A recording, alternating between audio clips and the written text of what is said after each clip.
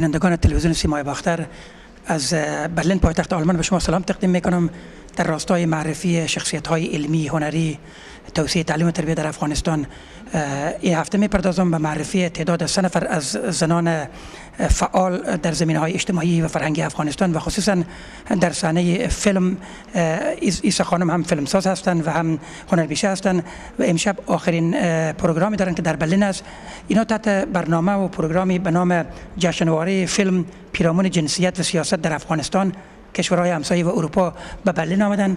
در چند شهر آلمان هم برنامه‌ای داشتن، یعنی فیلمشان در حضور تعدادی از افغان‌ها و فارسی زبان‌ها به نمایش گذاشته میشد و در ختم پاسخ به سوالاتی که در راستای مشکلاتی که در افغانستان متوجه کارمندان و هنرپیشگان زن است صحبت‌های داشتن. و من می‌خوام که برای شما خانم رویا سادات رو معرفی کنم که چند فیلم را در افغانستان تا حال درست کردن و در رژی شرکت داشتن. بهتر است که صحبت را به خودشان بدم. خانم رویا لطفا اول بفرمایید کوتاه که این مسافرتتان چند روز است که طول کشید و در کدام شهرهای آلمان بودین و چی فیلم‌هایی را با خود آوردین؟ تشکر. ما به 23 نوامبر به فستیوال شروع شد و فستیوال از اینا به 3 شهر آلمان، کاسل، برلین و هامبورگ ادامه پیدا میکنه.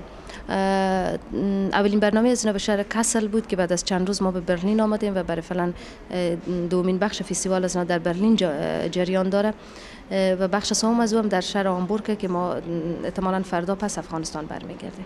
شما در 2 شب گذشته فیلمی نشان دادین به نام 3 نقطه. لطفاً اگر در رابطه با این فیلم صحبت بکنین و همچنین در رابطه با این موضوع که چه دشواری‌هایی پیش روی کار زنان فیلمساز و هنرپیشه افغانستان است. فیلم 3 نقطه یک روایت از زندگی سیاه زنانیه که به مناطق مرزی و دور از شهر زندگی میکنن. بیشتر فیلم تا اینکه بیای مشکلات یک زن معرفی کنه، مشکلات یک انسان‌های معرفی میکنه که اونا حتی زیر سایه قانون دولت فعلی که وجود داره زیر سایه از او به سر نمیبرن. بیشتر صدای انسان‌هایی که حتی از ابتدایی ترین مسائل زندگی را تا عذاب خوردن خب برخوردار نیان. و فیلم به سال 2004 ساخته شده، به مدت 1 ساعت می باشه و در اون سالی که ما خود این فیلم را خود ثبت میکردم، اکثر کسایی که به فیلم بازی کردن کسایی هستند که در همون منطقه زندگی میکردن و با آن چیزی که در فیلم گفتن یا بیان کردن چیزایی بود که خود از او کسا به او عقیده داشتن و این برای من بسیار یک چیز جالبی بود. چون پیش از اینکه مثلا داستان فیلم کار میکردم فکر میکردم من در قسمت زندگی مردم اقراق کردم، شاید وضعیت زنا یا مردای از اینا به این صورت بد نباشه. وقت به خود از اون منطقه به ثبت رفتم چیزی بالاتر از روایت فیلمنامه یا داستان دیدم. به این خاطر من فکر میکنم این فیلم بیشتر تا یک فیلم داستانی یا روایتی باشه بیشتر میتونه یک مستندگونه باشه که با پرداخت‌های هنری معرفی شده. در یک از فیلم هایی که در برلین نمایش داده شد تلاش یک زن برای پیدا کردن دختران و زنانی بود که برای فیلم به رول های مختلف کار بکنن. لطفاً بگین که آیا هنوزم این دشواری ها موجود داره و شما با مشکل میتونین کمتر کسی رو پیدا بکنین که تا رول هایی رو در فیلم ها شما بازی بکنه؟ من فکر کنم در قدم اول هیچ باوری به سینما در کل جامعه ما وجود نداره. سینما صرف یک وسیله برای نمایش دادنه و این مسئله بسیار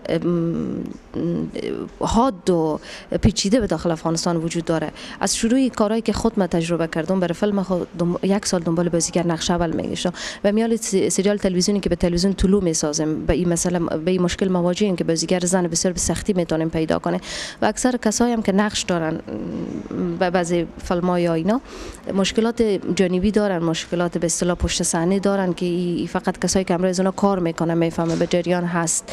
و فیلم زن و سینما که از خانم آمنه جعفری دیدیم شما، او یک گوشه از روایت زنای مشکلات زنا بود که فکر کنم سال 2003 دقیق وقت نمیفهم ساخته شد و تا حالی مشکل حل نشده. شما گفتین که یک سریال فیلمی را در تلویزیون طلوع آماده میسازین.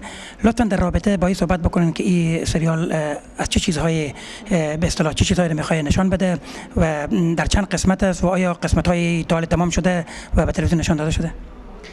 این سریال تلویزیونی به نام از این رازهای به نام رازهای این خانه هست و تهیه کننده از خود شبکه تلویزیونی طلوع می باشه و طرح اصلی خود سریال هم از طرح فیلمنامه از آقای عتیق رحیمیه و سریال راجع به یک خانواده اصیل کابل نشینی بحث میکنه که اینا در سالهای دوره‌های مختلف دوست برادر در داخل از این خانه زندگی میکنن و یکی دوتا مهاجر میشن، مجبور میشن که به آمریکا و آلمانی جا سفر کنن و بالاخره به زمانی میرسه که اینا هر کدام از هر جا و کسایی که به داخل خانه هستن پس به این خانه میآین و به نحوی کوشش میکنن که هر کدام ملکیت آموتام این خانه به دست داشته باشن. خود از این خانه به تعبیر یک نماد از افغانستانه و در داخل از گذشته از روایت اصلی از این داستان مسائل حاشیه‌ای مثل ازدواج، مسائل عاطفی، موضوعات بین زن‌ها و امثال به داخل از این سریال جریان داره. اگر به ما بگوین که ممانعت ها و مخالفت هایی که از بعضی از مردم میشنوین، دلایلی که میشنوین، این دلایل چی چیزها را برای مرحله اول بیان میکنن؟ چون در کشورهای اسلامی همسایه هم فیلم های مستندی هست که برای روابط فامیلی بسیار مؤثر است و فیلم های بسیار آموزنده است. شما دلایلی که برای نفع فیلم ها میشنوین چی چیزهایی هست؟ فیلم های خانوادگی از طرف جامعه نفع نشده تا به حال. چیزی که برای مردم غیر قابل پذیریش و او شدید انتقاد مستقیم وجود نداره که سینما بر ازنا غیر قابل پذیریش باشه یا حضور زن غیر قابل پذیریش باشه.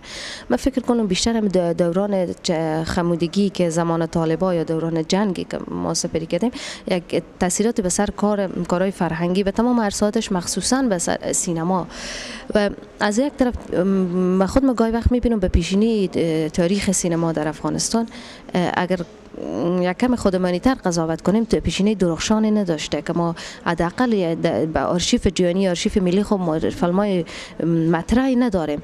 پس این باعث شده که به سینما جدی پرداخته نشده بود از اول و حضور زن به سینما جدی گرفته نشده و این رفته به طول سالهای هم که سالهای خمودگی بوده و هیچ زن بیرون شده نمیتونسته طبیعی بوده که این کاملا به ذهن تمام جامعه از بین رفته حضور زن به سینما و چیزی که مثلا من او نمیتونم عین یک بازیگر درک کنم چون مشکلاتی که بازیگرها چهره از اونا ظاهر میشه دارن با مشکلاتی که من به عنوان دایرکتور یا نویسنده کار میکنم متفاوته با کاری که ما داریم. مثلا چیزی که مثلا یک دید سیاسی یک نوع دید سیاسی یا یک نوع دید اجتماعی که باز مسائل حقوقی بیان کرده باشه اگر به داخل فیلم ها وجود داشته باشه شدیداً از طرف بعضی جاها مورد انتقاد قرار میگیره و فقط اینا کسی هم که مورد انتقاد قرار میدم نویسنده یا دایرکتور است. این یک بخشی که مربوط به دایرکتورای و موضوعی که متوجه فیلم بازیگرای زنه تمام مردم عامن بیشتر که یا خانواده ها از اونها اقوام از اونها اکثر از اونها فشار میارن. طوری که شنیده میشه اکثریت مردم افغانستان او کسانی که امکان دیدن تلویزیون طلوع و آریانا دارن این فیلم های سریال هندی مرتب نگاه میکنن که در اونجا زنها و دخترای جوان بازی میکنن ولی طوری که گفته میشه یعنی طوری به ایرا علاقمند شدن که حتی به سر وقت خود رو به خانه میرسونن. آیا فکر میکنی که امکان داره این احساس نسبت به فیلم های فامیلی افغانی موجود بیه؟